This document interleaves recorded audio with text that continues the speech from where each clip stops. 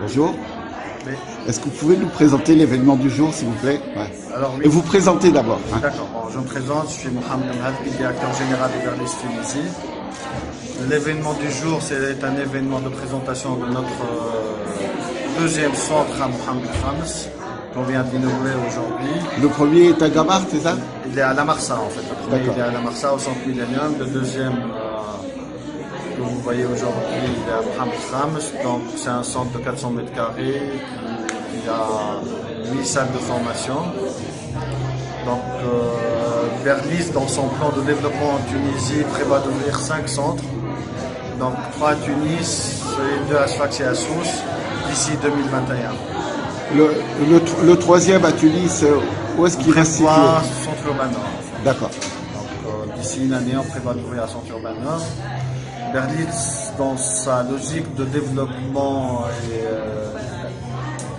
est appelé à toucher la masse des Tunisiens qui sont avides d'apprentissage de langue, que ce soit pour des raisons privées ou bien pour des raisons professionnelles. J'ai cru comprendre que vous vous distinguez par une méthode. Ouais. Est-ce que vous pouvez nous l'expliquer, votre méthode? Alors la méthode, elle est toute simple. C'est une méthode qui existe depuis 140 années. C'est une méthode qui est basée sur la communication. Donc chez Berlis, on est non académique.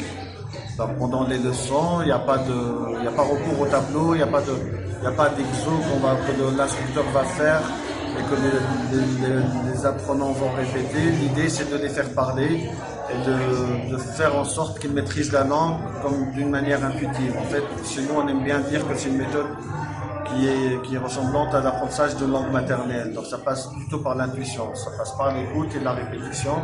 Donc si je prends un exemple, si on veut par exemple arriver à appliquer le subjonctif, on ne va pas réfléchir à la règle où il faut mettre 2 S à la fin du verbe et que en amont du verbe, on va plutôt le dire d'une manière intuitive. Donc je vais dire simplement, de manière intuitive, il faut que j'y aille. Je ne vais pas penser à la règle.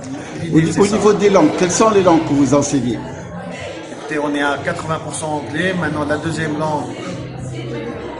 langue qu'on aimerait développer, c'est l'allemand, parce qu'il y a une forte demande sur Tunis ici. Mais sinon, on a une dizaine de langues dans notre catalogue. On se base sur notre réseau, on est présent dans 70 pays. Donc, même pour des dialectes qui sont assez rares, on peut faire appel à notre réseau et ramener des instructeurs de l'étranger. Maintenant, j'ai cru comprendre que vous enseignez le tunisois, le tunisien. Le dialecte tunisien. Le dialecte tunisien, oui. On enseigne le dialecte tunisien pour les expatriés qui sont là, qui veulent se mettre en tunisien. Et puis, on enseigne l'arabe aussi, la langue l'arabe et al-fosha. On enseigne les langues les plus importantes pour nous sont les FX, donc anglais, français, espagnol, italien. Et le chinois aussi. Le chinois, on a 2 formateurs, on l'a déjà enseigné, on a le japonais aussi. Donc on a pas mal d'hommes d'affaires, par exemple Fitouns, qui sont appelés à partir au Japon pour négocier pas mal. Non, j'exagère un peu. La particularité des enseignants, c'est des natifs. Comment vous appelez ça? C'est des natifs en fait. D'accord. C'est des natifs. L'idée, c'est que nous, quand on donne des cours de langue, on donne des cours de langue avec une approche culturelle.